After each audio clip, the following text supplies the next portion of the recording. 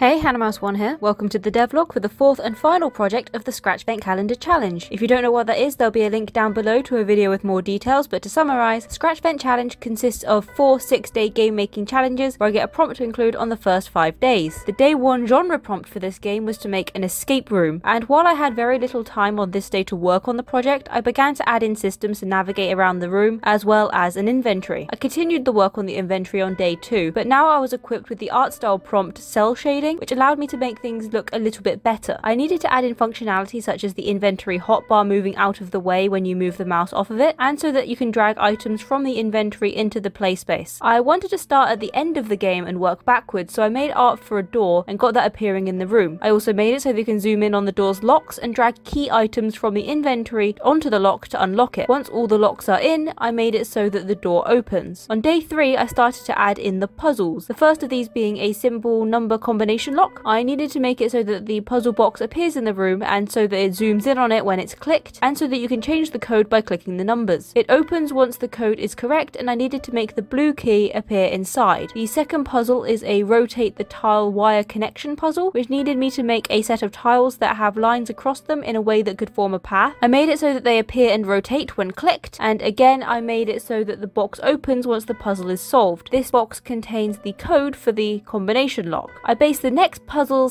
/ game's main mechanic on the first character prompt I received, which was scientist. I decided to have the game be set in a botanist's lab, and you have to grow different plants using coloured liquids to unlock items. The scientist himself appears in a book on the desk, which will eventually contain one of the growth combinations. I added the bottles for the liquids into the game and made it so that they appear in the room, and now that the room was getting a bit more populated, I started to add in the backgrounds. I also added a growth combination onto the ceiling before making it so that liquids can be added to the plant, causing it to grow. For the other character, the demon, I made a puzzle where you have to find rings and add them to a puzzle box and then rotate them to make an image, the image being the demon. The first of these rings will be unlocked by growing the correct plant. I got the rotation puzzle appearing correctly and made it so that you can drag in the rings and then click to rotate them. This unlocks the red key and a green bottle, and I added a combination that uses the green bottle to the same puzzle box that reveals the number combination. And because I didn't want to do any more without the other prompts, I spent the rest of the time starting to add some sound effects in. The location prompt that I received on day 4 was desert, and for this I made another tile rotation puzzle, only this time you need to rotate the tiles to form a desert image. I had to make the art for the tiles as well as the puzzle box that you needed to put them in, and then had all the tiles generating correctly. There's 3 in the box already, and the others you need to find and add in. I got the tile rotation system added, then added the tile items and began hiding them around the room. For example, one you have to unlock by growing another plant, and for another I made a puzzle that works a lot like the number combination, but this one will be images because I wanted a way to slot in any items that the day 5 prompt could throw at me. I got that working and made it so that the tile appears once the puzzle is complete, although it was using placeholder art for now. And I started to add a shelf that the puzzle's solution would be hidden on. I finished the shelf on day 5, making it so that you can click on it and move the cacti left and right. One of them moves to reveal a tile for the desert puzzle, and one reveals the solution for the picture code puzzle, which meant that I needed to make the icons for said picture puzzle, including the apple, beach ball and jelly that I had to include, as well as a leaf and a heart. I made one final puzzle, a sliding puzzle where you have to click the tiles to shift them around until you complete the image. I made the art and got the tiles appearing and made it so that you can slide them. When you complete this, you get the final desert tile. From there, I made a win screen which gives you a bit of a well done, as well as a title screen with a play button based on the door and a thumbnail featuring the image of the doctor, as well as a few of the bottles and some decoration. And finally, I skibbity hopped over to Soundtrap to make the music for the game. I wanted a desolate, lonely feel, so I kept the music quite simple with a few piano plinks and plonks and a few echoey strings. And with that, the final game was ready to be shared. Wow, I cannot believe that we're already done with the ScratchVent Calendar challenge. I really hope you enjoyed this journey. It's been really fun for me. There's a link to this project down below, as well as a link to a Google form where you can send me any of your ScratchVent games. And otherwise, like and subscribe if you enjoyed this video. It lets me know there's something to see more of. Join the Discord link down below. Let me know if there are any other challenges you'd like to see me undertake, as well as which of the ScratchVent projects was your favourite. And I'll see you next week, another video. Merry Christmas and bye.